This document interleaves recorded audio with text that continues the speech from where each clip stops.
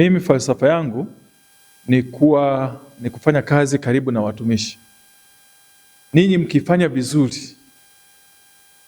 vizuri wananchi wetu wakaridhika, watafurahia maisha, lakini wataona na serikali yao na viongozi wao tunawajibika vizuri. Huduma zikiwa mbovu hapa, maana yake malalamiko yatakuwa mengi.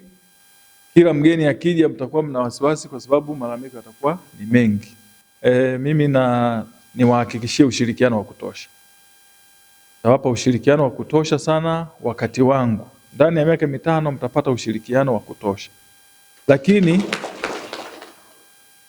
Lakini yako mambo ambayo tunahitaji kuyasukuma kwa pamoja. Kufika kwangu hapa nimegundua mapungufu mengi na mengine yamesemwa hapa. Lakini jambo ambalo limenigusa sana ni namna ambavyo mnatoa huduma vizuri, na kwa kweli tumepita kwa wagonjwa, sio wote lakini baadhi ya wagonjwa tumefanya kama sampling na wamewazungumza vizuri.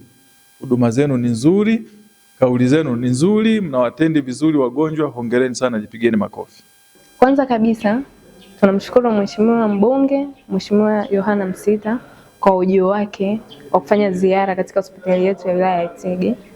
Tunashukuru kwa sababu ametutia hamasa sisi kama watumishi tunaweza tukafanya kazi kwa moyo, na tunashukuru pia kwa sababu tunajiona kama tuko karibu na viongozi wetu, wanatutia moyo, tumejisikia faraja sana. Changamoto zipo nyingi, lakini nafikiri changamoto ya haraka zaidi ni changamoto ya upatikanaji wa maji ya uhakika. Tunapata tabu kwenye kufanya huduma, wakati mwingine maji yanakuwa yanasumbua kwa sababu hatuna vyanzo vya uhakika vya maji. Hili swala la maji kama ilivyo kwenye umeme, na swala la maji ni muhimu sana. Maji ya uhakika ni muhimu sana. Tuna mradi wetu wa maji lakini hautoshelezi, ndio maana hapa imetumika lugha kwamba maji ya uhakika. Maji ya uhakika ni pamoja na kuwa na kisima chetu wenyewe ambacho kinahudumia hospitali tu kwa ajili ya wagonjwa wetu.